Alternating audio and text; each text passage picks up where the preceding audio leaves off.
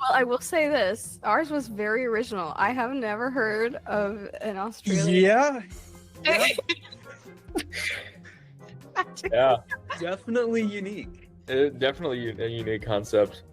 I would Yeah. read it just to experience the unique concept, so that Yeah, that's fair, Jayden. Honestly, but I can't say I've ever seen Australian inspired industrialized fantasy stories. Like the trend right now is all the Asian fantasies.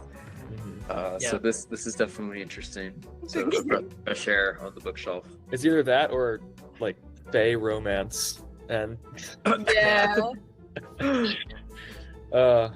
I was at Barnes and Noble the other day, and I was like, there a sea of tables with all like romantasy and fae romance and Yeah. different authors. And I'm like, what? Why? Yeah. It's what sells, so people write it. But Yeah, exactly. Because they're not treating kind of like the book industry like it's The movie industry. it's the movie industry, like it's Yeah. the It's a product formula. industry, like as a product, like, oh, you like this block of notepads? We have more. yeah, it's interesting. Right. Like with the movie industry right now, it's just the same oversaturated generic superhero movies. And with the book world, it's the same generic oversaturated romantasy novels.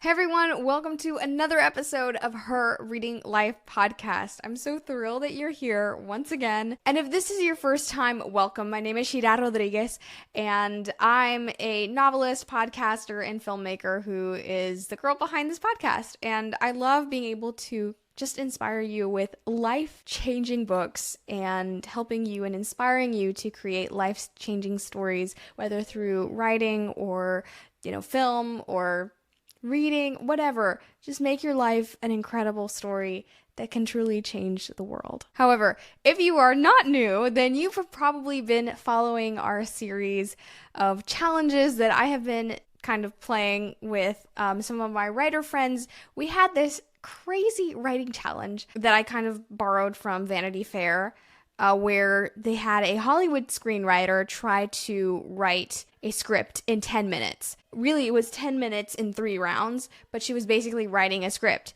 So when I watched this video, I thought, oh my goodness, that would be so much fun to do as like a challenge with some writer friends. So I invited some of my own writer friends to try this challenge, but we did it with ChatGPT because some time ago we had a whole podcast episode where one of my writer friends basically laid out what the strong female character trope is by asking ChatGPT to give us like the paramount, the quintessential example of the strong female character. And it was absolutely hilarious. We enjoyed it so much. Everybody that listened to that episode enjoyed it so very much that I decided, hey, why not do a whole challenge based on us trying to fix that same premise that ChatGPT gave us. So we were working with ChatGPT, and now this is round 3 where we're going to have the end of this game. So hopefully you have enjoyed this challenge all the way through, but kind of to just go over it just in case you forgot or in case anything,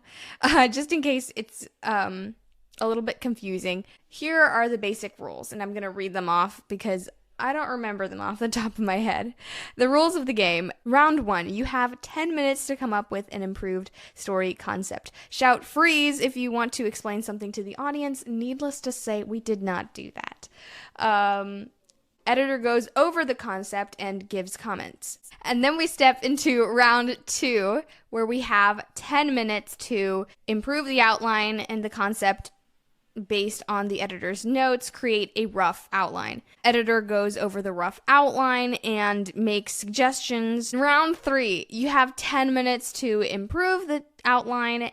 ChatGPT creates an outline based on the original prompt, and the editor gives overall thoughts and rating between AI concept and writers. So yeah, we're kind of basically figuring out, can you actually beat ChatGPT? Can human writers actually beat ChatGPT? And we had so much fun exploring this by playing a game. And it's crazy because sometimes you don't realize how some of the most interesting things you can learn, you actually learn in the most fun way. Yeah, through life, because that's kind of how life is. So, without further ado, I'm going to let you jump into this finale of our writing challenge, and I hope that you enjoy. So yeah, we have 10 minutes to finish this. Yep, you guys can do it. You're almost there. Thank you for your vote of confidence. All right. Yeah. Okay. So I think that is it for me. And I will pass it back off to you guys. Thank you. Let me know when you start the timer. Whenever you're ready. Y'all ready? Okay. 3, 2, 1, go. Okay. Something I was thinking about when Byron was talking about the chosen one, because I hate the chosen one trope. How dare you, Shira? I'm sorry. I can't stand it. I'm like, you just think that just because you're the chosen one, you think you can do this? Like, no, absolutely anybody could have done the thing. The chosen one. No, because you need to be perseverant, and if you set any goal in your mind, absolutely anybody can do it. But anyway. I think a big problem with the chosen one is that like it's just done so poorly nowadays. Nowadays it's just like, oh, I'm very beautiful, but the boys do not notice, so this makes me the chosen one. Like stuff like that. Right. And it's like you can do the chosen one well. Yeah, the chosen one can be done very well. But I do like it when it's flipped on its head as well. So like if like she thinks that she's the one who like has to do this because she's interpreting all these myths one way, whereas really it's just more like, I don't know, I guess you could say wishful thinking, and she realizes that by maybe the worst moment is when she realizes that. Ooh, that's a good idea, especially for like the Dark Night of the Soul thing. That's my favorite part. Yeah.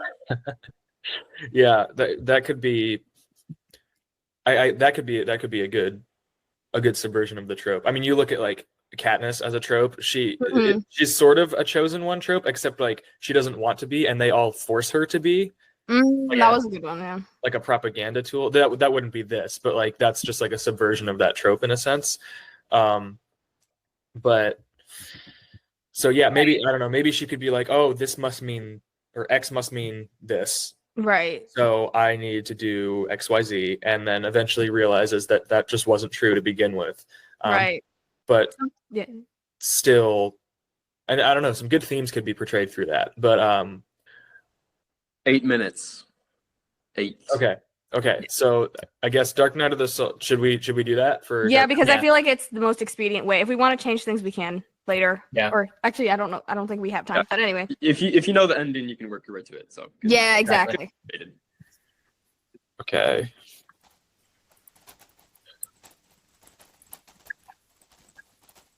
Interpretations.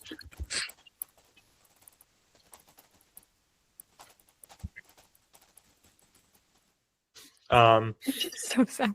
So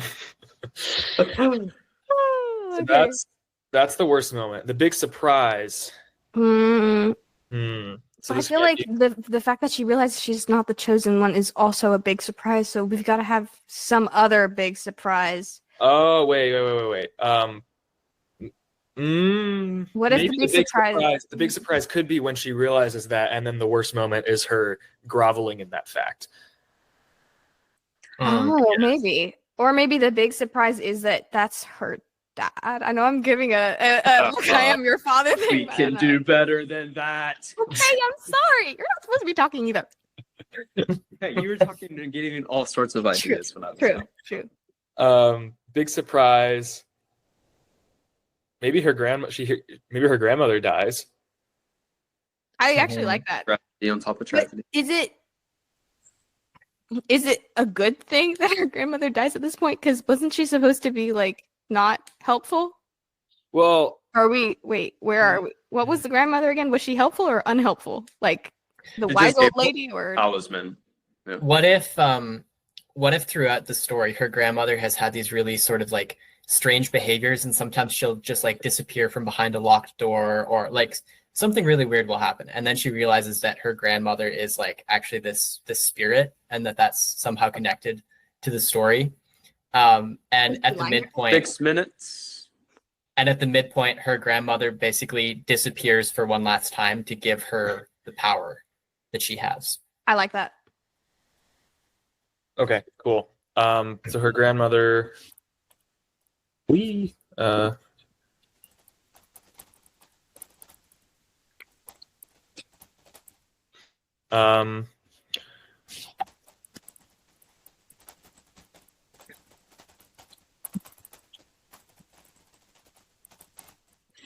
wait a minute, Chris. If she's the spirit lady, wasn't she the one to basically tell her that she's the chosen one? So is the spirit lying or not? maybe is it half truth, or is it part of her own psyche that she's imagining this? Maybe she's like the inheritor of it, but like her grandmother initially tells her like, you're part of this long lineage. The power will pass to you someday. This is how you can start to like lean into it. But then she doesn't like fully inherit it until the midpoint. Yeah, because remember, guys, there's supposed to be like some kind of magical ancestral legacy going on here. Yeah. Okay. Maybe the grandmother was the chosen one, but never actually went to like. That could be a subversion. Yeah, like the grandmother never embraced her destiny. Yeah. So now the younger one is forced to, even though like she's not in fact the one who was chosen. I like that, because that was the original idea I was going to say, but I thought it was going to take too much time. That maybe her brother was the chosen one, and she kind of just has to fall into his what's it called? Footsteps? I don't know. Yeah. Shoes? So maybe up until the midpoint, she thinks that her role in the story is just to protect the grandmother, who has like the knowledge and the magic of their people. And so like her whole goal is like, my grandmother is what's protecting the land and the people, and she has the power, so I need to protect her. Because she's the chosen one. And then around the midpoint, like all of this changes.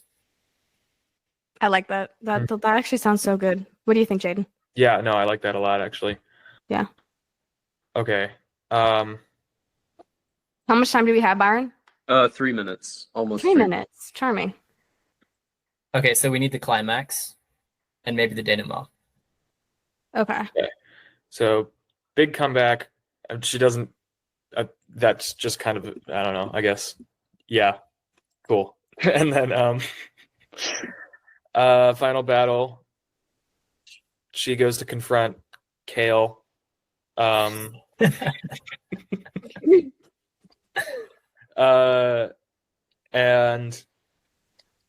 I guess defeats him. How would she do that though? Yeah. I'm guessing something about the serpent, the water serpent thing that we used up somewhere here. Let me see. So she realizes she wasn't the chosen one, so maybe the twist is that I don't know.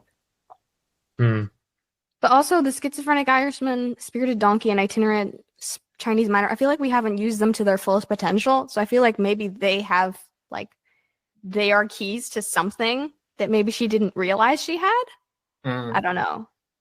So what if like everybody brings with them the magic of their home country, and that drives some people mad, and so like the villain is using the magic from his country, let's say the Scottish Highlands, to like do evil. And until now she's seen this as like a threat. Everybody else's magic is a threat to my people and our way of life.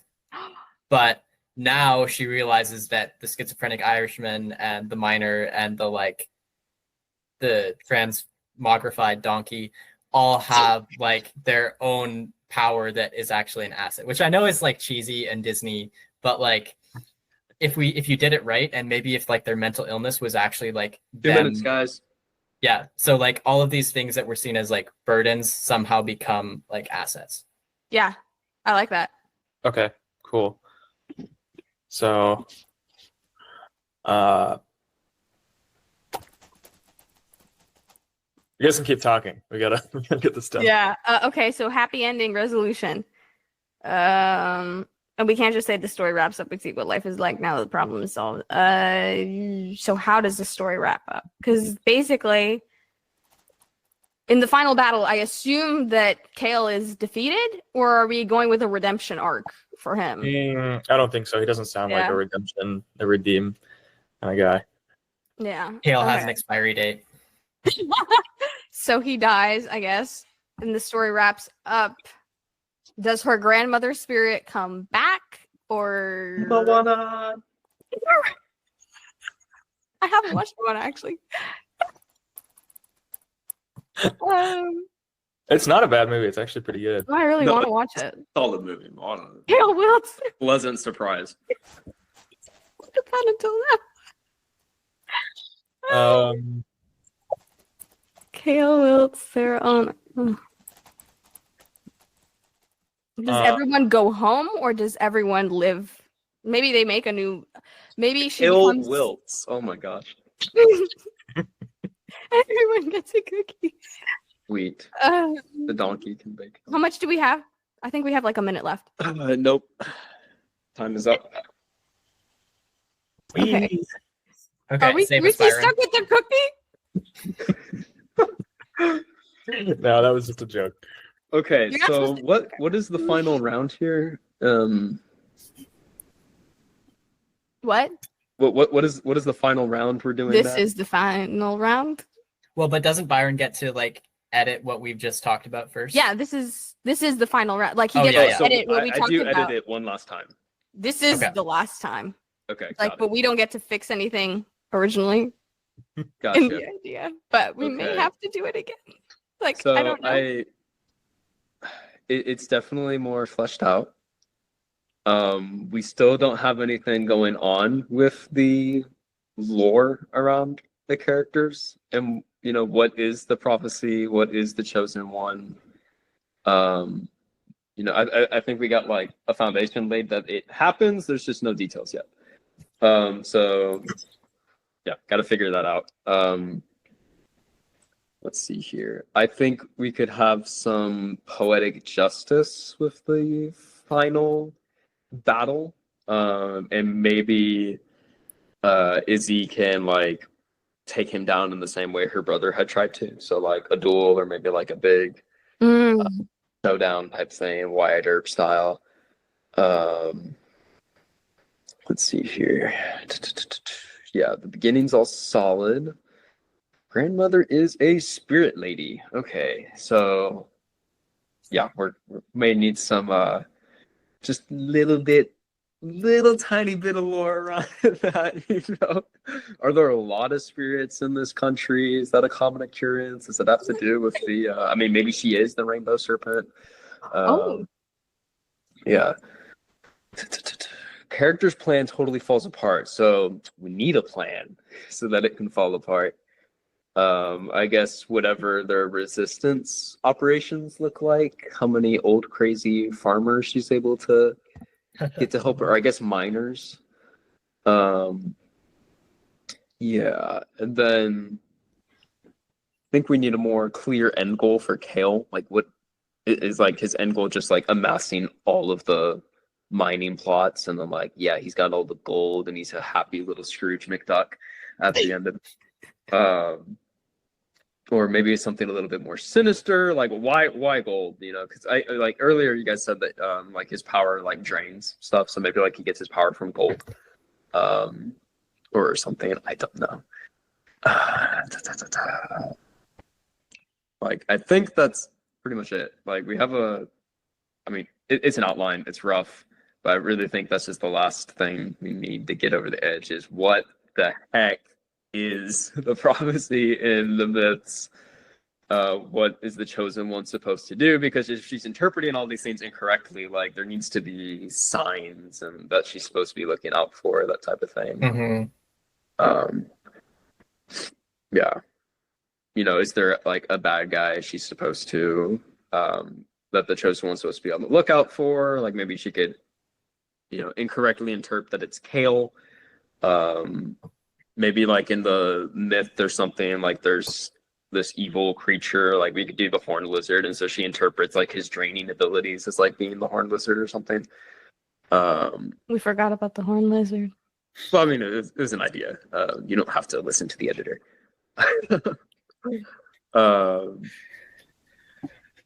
I'll say that's pretty much it for me on the end. Is we just need to flesh out what the prophecies are and all the signs and stuff.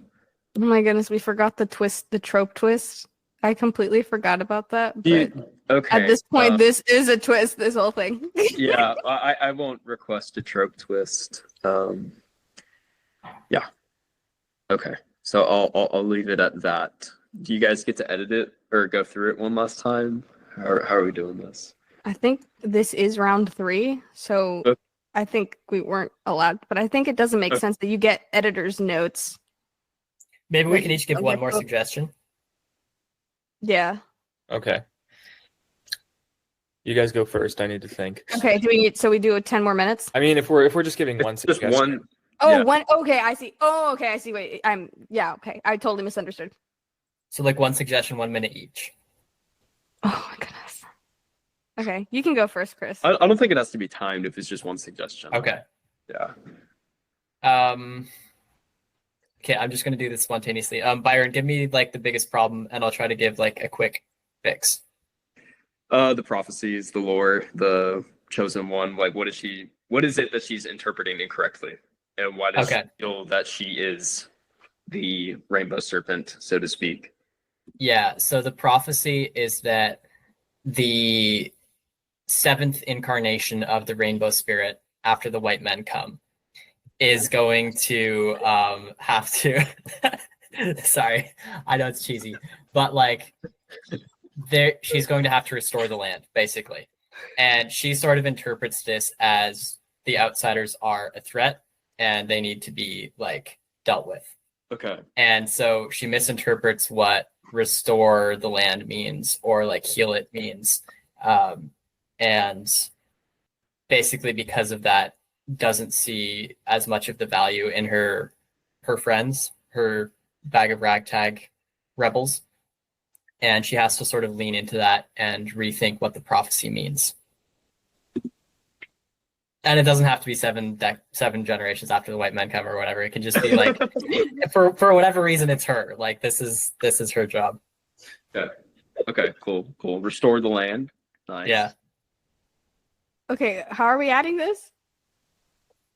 I can add it in that would be perfect. One of the next few goes. Okay.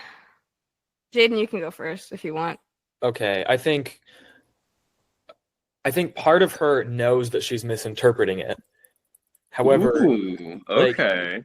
But that is like just sort of part of her character's inner conflict in terms of like, oh, she wants to be the one to avenge her brother. She wants to be the one to make her grandmother, her land proud because she feels like she hasn't done that or whatsoever. So she part of her knows she's misinterpreting it.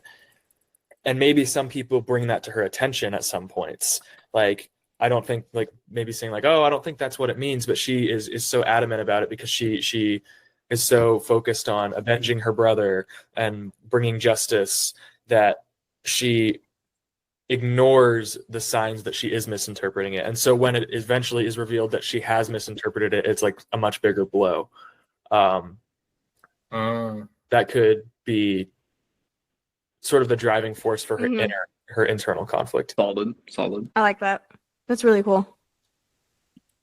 Okay, so I have an idea, but I'm gonna take Chris's idea. What's the next biggest problem that needs to be solved? The side characters, I think. The side characters, or actually no, our villain. Like what is so like he wants to get these plots of land, but why is he just okay? Is it have to do with his magic? Which is bigger, the lack of the plan in this story? Because I know that you also said, or the lack of the villain's intentions and rounding out. I think to start a story, it's more important to know what the villain's doing. Sweet. Okay. You build, what your main character is going to do to combat him. Like I think that needs to be fleshed out. What his end goals are. Okay. Or how he goes about it, type thing. What if the villain used to be his brother's best friend? Ooh, okay. Lawman turned bad type trope? I don't know, but they studied together and everything, so he knows everything that the brother knows. He knows his habits. He knows even things about her, secrets about her that maybe his brother knew that she didn't know about herself. So he knows that she's not the chosen one and all that stuff. Probably too. Backstabbing best friend. That's good. Now we have some personal conflict between the two. We got beef. That's good. Sweat trooper type situation. Could you add that for me, Jayden? Or I'll just I don't know where to add that. I don't know. Let me see. That could be like dark moment of the soul. Okay, because she would know at some point. Let's see, where's dark moment of the soul? Like she knows, maybe she knows that it's her brother's friend, but she doesn't realize how much she knows about her. Yeah, how much she knows about her. Okay, so in that case, then what we're gonna say is receives news that her brother dies, and so she dies at her brother's best friend's. Oh, this is messy, but whatever. Brother's best friend's thing.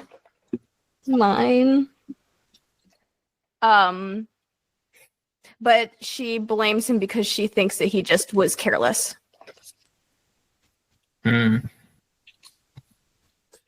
Wait, so she doesn't think that her brother was murdered at first? No, until maybe later. Maybe at the first turning point, she realized that he was no. Well, no, because like if she's receiving news that her brother died, then it'd be under the surface. Okay, that her brother. So he doesn't just die; he's murdered. Right, because he was standing up to fight him. Remember? Murdered by his best friend. Dang, that's cold. His best friend, Hale. Kale. I don't remember his. Yeah. And then, so what we would have to do is that we would have to then pull. Where is it? The worst moment.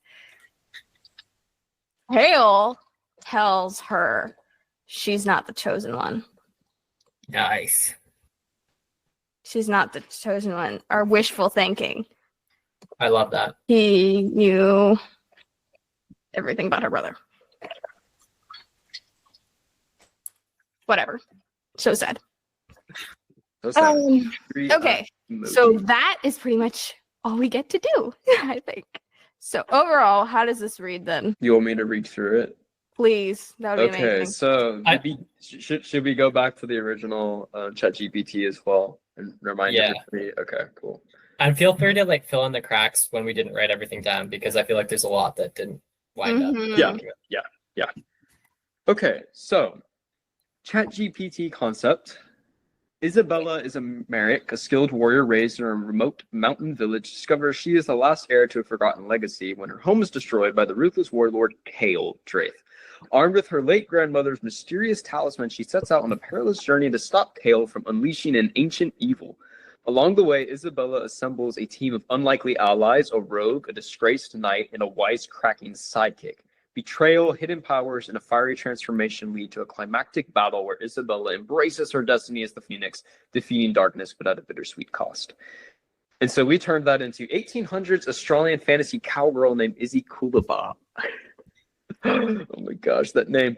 Lives in the mountains where the gold rush is happening, interacts with a miner, warlord cowboy Cale Draith starts to amass power, begins a cartel. She's caring for her senile old Meemaw. Well, that changed. A schizophrenic Irishman, a spirited donkey.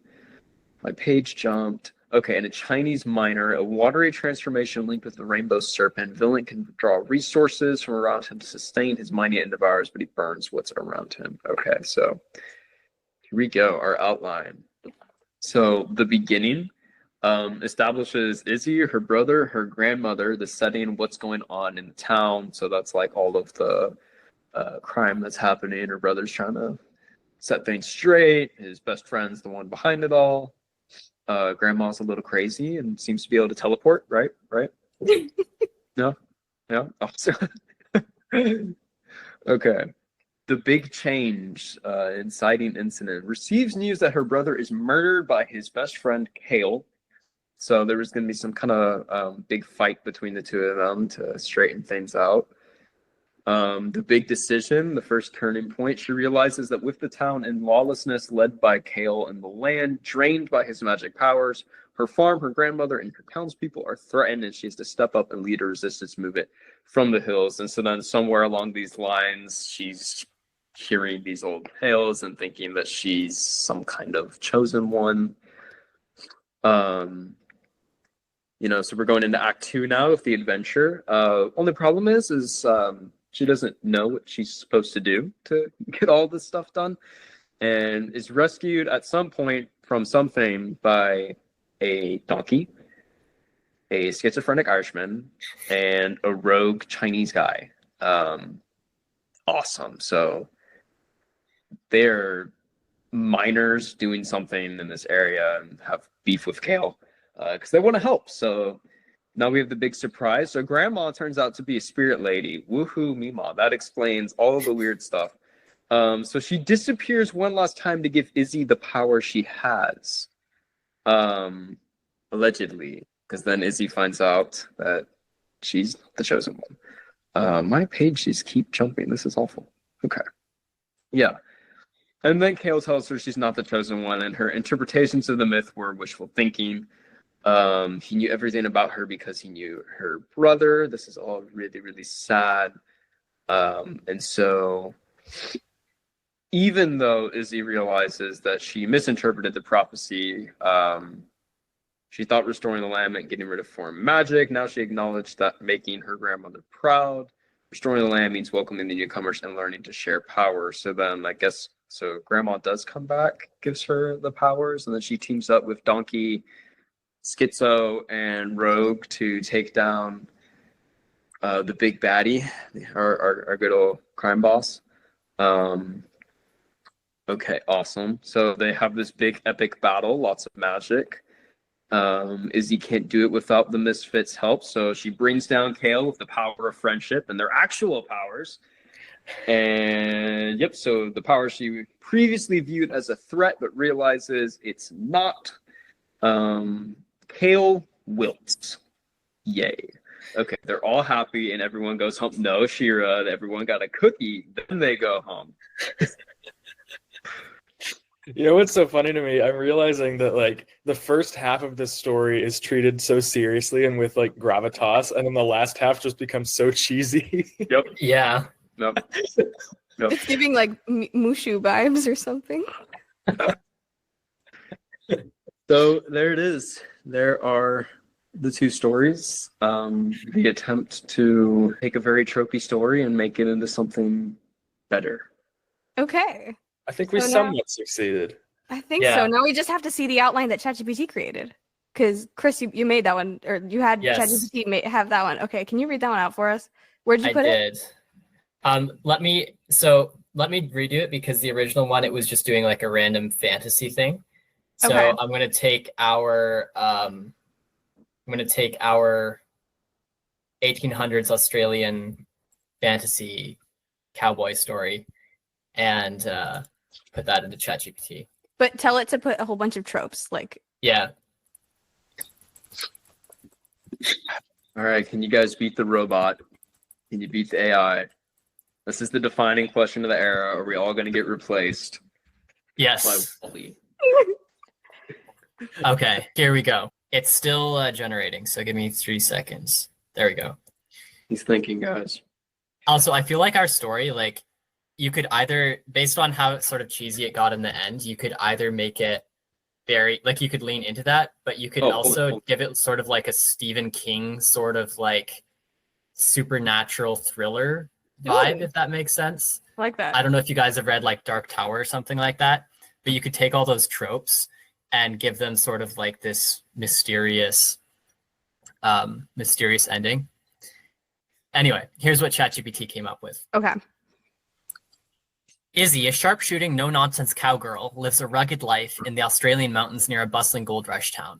She spends her days mining scraps, tending to her quirky and senile Mima, and keeping troublers in line, the rugged but kind-hearted outcast.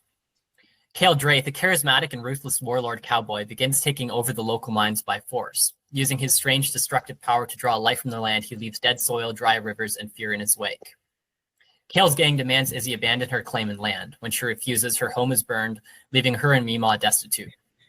As Kale's reach spreads, Izzy is drawn into the fight for survival and justice. The Chinese miner introduces Izzy to an ancient legend about the rainbow serpent, a mystical force tied to the life and water of the land. Through a series of encounters with sacred sites, Izzy begins to feel a strange connection to water, hinting at a destiny she doesn't yet understand. Kale drains the town's last water, devastating the ecosystem and the people. His cartel becomes unstoppable, mining deeper and greedier. Then the Irishman's unstable nature causes friction, and an act of sabotage she unintentionally triggers leads to the group's capture by Kale. Izzy must rally the team even as doubt about their chances grows.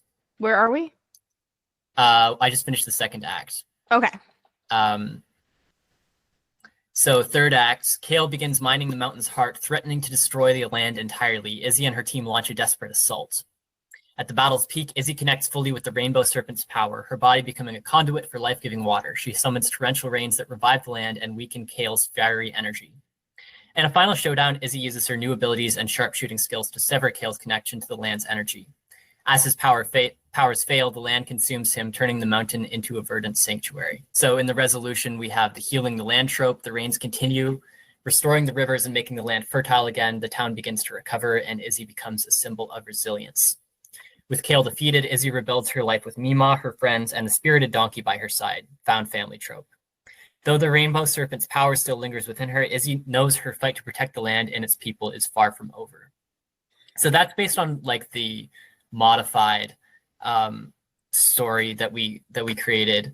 The original one that ChatGPT made in just sort of like a fantasy context was, I would argue, probably significantly worse and significantly less like fleshed out. So I'll just read Act 1 and Act 3. Okay. The hero's mundane life. Isabella lives in her small mountain village where she is a standout warrior but feels stifled by the quiet, repetitive life. She trains daily under her wise and mysterious grandmother, who drops cryptic hints about Isabella's untapped potential. During a festival, the village is attacked by the warlord's forces. Isabella fights valiantly, but her grandmother sacrifices herself to save the villagers. Her final words hint that Isabella is destined for something far greater. The warlord's minions leave behind a chilling warning about an ancient prophecy. With her brother urging her to flee to safety, Isabella wrestles with guilt and doubt. She ultimately decides to embrace her destiny, taking her grandmother's talisman, a mysterious artifact tied to her family's heritage, and leaving the village. In Act 3, we have the storming of the fortress. The team infiltrates the warlord's stronghold in a daring and seemingly suicidal plan. Each member of the group has a critical role with moments of sacrifice and heroism. At the hero's low point, Isabella confronts the warlord and is overwhelmed by his power. He taunts her about her parents' failure and her own inadequacies, nearly breaking her spirit. In her darkest moment, Isabella recalls her grandmother's teachings and the sacrifices of her ancestors. She fully embraces her role as the phoenix. Who you are? Exactly. She fully embraces her role as a phoenix, unlocking her true power in a dramatic, fiery transformation. So, like, I think that you can see that the way that we kind of gave it a new context and a new setting even helped ChatGPT give a more interesting story. And ChatGPT's story wasn't awful, but I think ours had, like, over the course of our conversation, I think ours had a little bit more, like, we were able to reverse some of those tropes a little bit better until maybe around the midpoint when, as Jayden pointed out, it got a little bit cheesy again. Yeah. So that first round, you guys were really taking your time and like combing through and wanting to flesh out all the details, and then you realize, oh no, 10 minutes is not a lot of time. So yeah. Yeah. That was fun. I love that. That was great. Right? That was a ton of fun.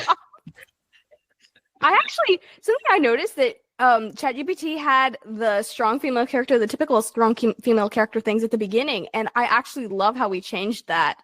Yeah. And even though you added what we had changed, it automatically changed it to be like the strong female character, the sharpshooting, no nonsense cowgirl. Right. Instead I was of like, the duty bound, taking care of her grandma. Exactly. No flaws, really.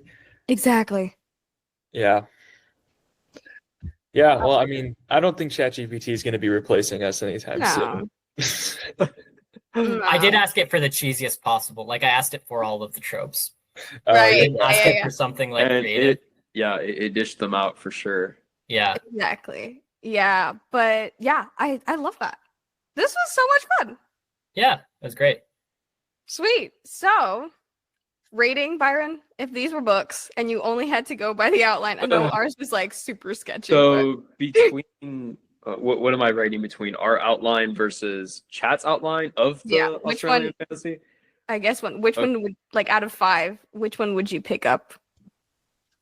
Well, there's a lot of similarities between them. Like, just the problem is like chat was able to flesh out details that we weren't able to, because it's like it took things in the direction that I think you guys were intending to. Right. So, like, honestly, they're kind of the same story, you know. I think like the main difference is just our beginnings with Izzy, but like the talisman and like the land eating powers, like all of that. I don't think, like, if you guys have been able to actually finish and provide an outline as detailed as this one is, instead of just one, that would probably take another hour, and we've been here a little while. It would have been even more similar. So I don't really think it's like fair to rate between them. I mean, obviously this one's more polished because it's ChatGPT and he can snap his fingers and poof, perfection. But well, sort of. Like the stories are pretty similar. But I don't know. I mean, it's not something I would read personally, but well, I will say this. Ours was very original. I have never heard of an Australian. Yeah. Yeah. Definitely unique. Definitely a unique concept. I would read it just to experience the unique concept, so that that's fair, Jayden. Honestly, I can't say I've ever seen Australian inspired industrialized fantasy stories. Like, the trend right now is all the Asian fantasies. So this is definitely interesting to share on the bookshelf. It's either that or like fae romance. And yeah. I was at Barnes and Noble the other day, and I was like, there a sea of tables with all like romantasy and fae romance and different authors, and I'm like, what? Why? Yeah, it's what sells, so people write it. But exactly, because they're not treating kind of like the book industry like it's the movie industry. It's the movie industry, like it's the it's product industry, like as a product, like, oh, you like this block of notepads? We have more. Yeah, it's interesting. Like with the movie industry right now, it's just the same oversaturated generic superhero movies, and with the book world, it's the same generic oversaturated romantasy novels. And it's like it's what gets tickets or it's what sells. So it's very corporatized now, and they don't really care. Well, and part of that, is I mean, it's a business, so the publishing house isn't out to necessarily release fantastic art. They want to make money, so literary agents are going to have a shopping list of the types of book they're looking for, and that's why, even though they think you have a really awesome story, they're like, it just doesn't really fit me right now because we're trying to get that sells in the immediate market. So it's risky to take a new idea and throw it out there and see if people like it. Yes, for sure. That's why I love just combing through independently published books, because you have a much higher chance of finding something that's original and well written and like will actually give you like a really good story instead of just the same sort of cookie cutter plot. Or you have to like do like a deep search in like at Barnes and Noble. You go to like the niche sections, like maybe the fantasy, like the actual fantasy section instead of the romantasy section, and you got to like comb through the books, read a few synopses, and find something you like. I mean, I know people love Brandon Sanderson. I've never read anything from him. One of my best friends is a huge Brandon Sanderson fan, and he is always raving about him and just how original he is with his fantasy, and how different he's able to make all of his stories while also tying them all into each other. And so that's something that I want to try to read at some point, but they're really good. Yeah, that's what I hear. I hear they're I have to read them. Yeah. I had their whole section, and I was with my best friend, and we were going through the bookstore, and I was like, oh my goodness, there's all these Brandon Sanderson books. And I'm like, there's just, and it's really funny because you had all the guys who love the fantasies. There was a whole bunch of fantasy books, and they were all walking down and talking about it. I was like, oh, okay, I need to read this to know what on earth everybody's talking about. Yeah, for me, it's like, which one do I start with? Because that's the thing. I'm kind of terrified of going down the rabbit hole. I started with the Mistborn trilogy. Yeah. Okay. Because the first one, basically, when he released it, he fooled everybody into like it's a standalone. So it reads like a standalone, and then you find out it's actually an entire trilogy. So like you can read that first book, and then if you like it or not, keep going. And then if you really liked it, there's like a second trilogy that takes place afterwards, and like a bunch of novellas and stuff. So I think Mistborn's a pretty good entry point. Mm-hmm. I probably will never start Stormlight Archive as much as I want to, just because it's so huge. Oh, it's his best though. It's his best. That's what everybody says. But I don't know. Like I've tried his second Mistborn trilogy. I have mixed feelings about it. So here's my take on the second Mistborn trilogy. The second Mistborn trilogy is written in the style of like Victorian pulp fiction, and there's actually like references to that in the stories. And I think it's just him having a fun time. Like it's not his best literature. It is. I feel like and I'm reading through the second one right now, but I feel like in the first one it felt so formulated. And maybe that was just my internal writer just being like, oh dude, I can see what you're doing here. But it's just like with the original trilogy, it didn't feel like that. And like I had no idea what he was doing. He's just pulling all sorts of tricks out of his hat and that kind of thing. But with this, I was just like, it just felt very cut and dry. Yeah. Like the characters were fun and stuff, but the original trilogy, like the third book in that is one of my all-time favorite books. Like it's up there with Harry Potter for me. But yeah, that's definitely a good fantasy if you're looking for that. Yeah, I hear they're great. Yeah, my friend, he said that with the Mistborn trilogy, he has the first one and the second one, and that there are going to be 2 more Mistborn trilogies. Yes, and that like the last one is going to be like cyberpunk or something. Yeah, interesting. It is a trilogy of trilogies. Okay. Yeah, interesting. Yeah, he seems like Brandon Sanderson. Like you look at his videos and his writing, like seminars, and he seems just like a super unassuming, chill guy. And then like you look at his books and you're like, how does he get so much done? Like, and he's so smart. He's so intelligent. He's so intelligent. It's crazy. Like that's the type of like writer that I would like aspire to be, like someone who can write fast and write really good stories and really well. I remember him talking about his writing process, because like you kind of get worried, when you see a guy who's like, yeah, I wrote, 4 books over 2 years and all these secret novels on top of my original novels and stuff. But for him, it's very much just having fun, Mm-hmm. Like a lot of people treat writing like work. I mean, if you're trying to make it as an author, you need to have that dedication, and you need to have that I guess consistency in trying to get X amount of words, that kind of thing. Just not necessarily like being tough on yourself, but it's just fun for him. And he wrote all those secret novels only writing 3 pages a night. Like that's all it takes. It's like he would do his normal editing and stuff for Stormlight Archives during the day, and then because writing is fun for him, he would just sit down and write like 3 pages. Because the secret novels are, I mean, it's 1,000 words. It's roughly he just like write 1,000 words. Yeah, that's what I try to do every day. Like if you write 1,000 words every day, 3 pages, you're at 30,000 words by the end of the month. Mm-hmm. And so if you're trying to write a 100,000 word novel, which is about 300 pages, if you write just 3 pages every day, you have your first draft done within 3 months. Like you can write the whole book, multiple drafts over the course of a year if you just stay consistent. Mm-hmm.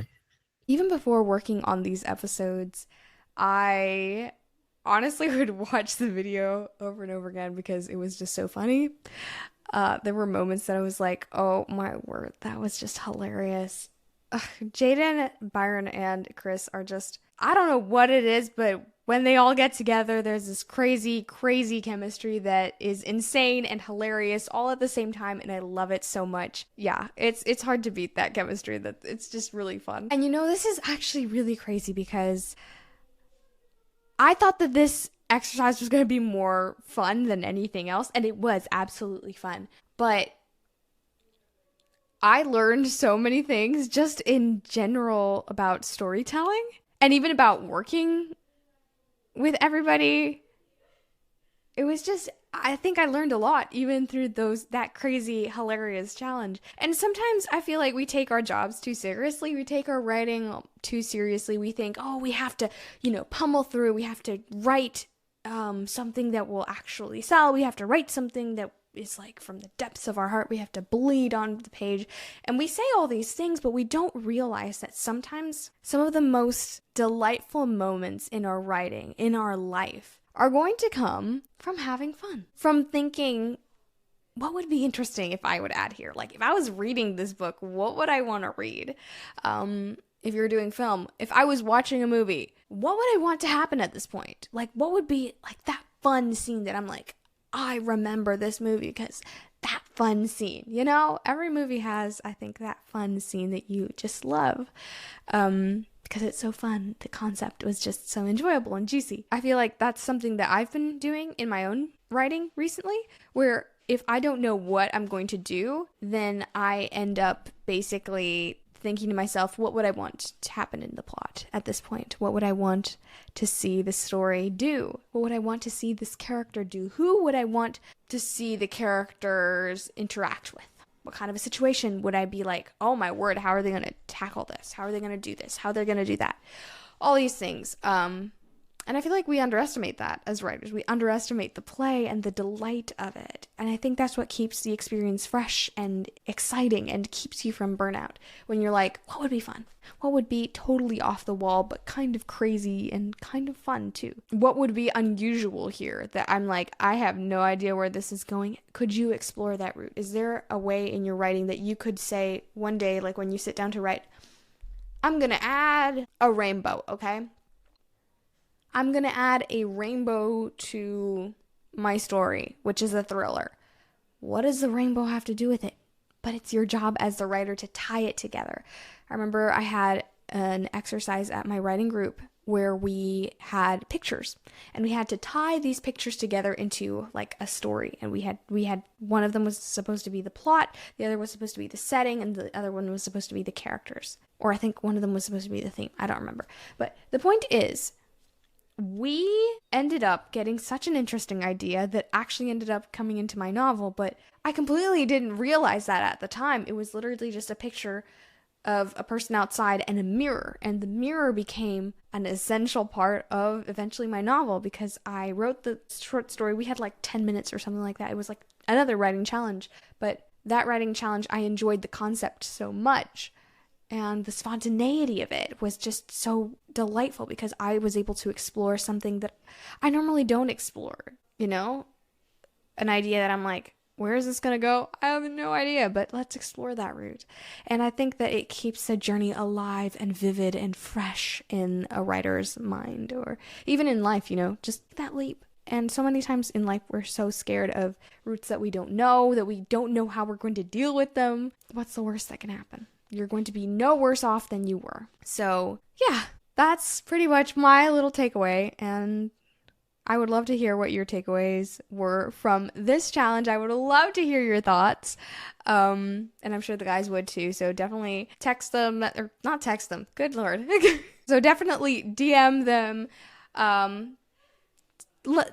Leave a kind word for them too, because they're amazing. Actually, feel free to leave any messages for any of my guests. I will absolutely be more than happy to relay it back to them.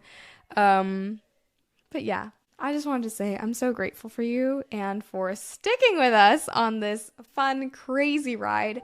And I hope that you have an incredible day. And until next time, continue to live, give, and repeat. And I'll see you next time.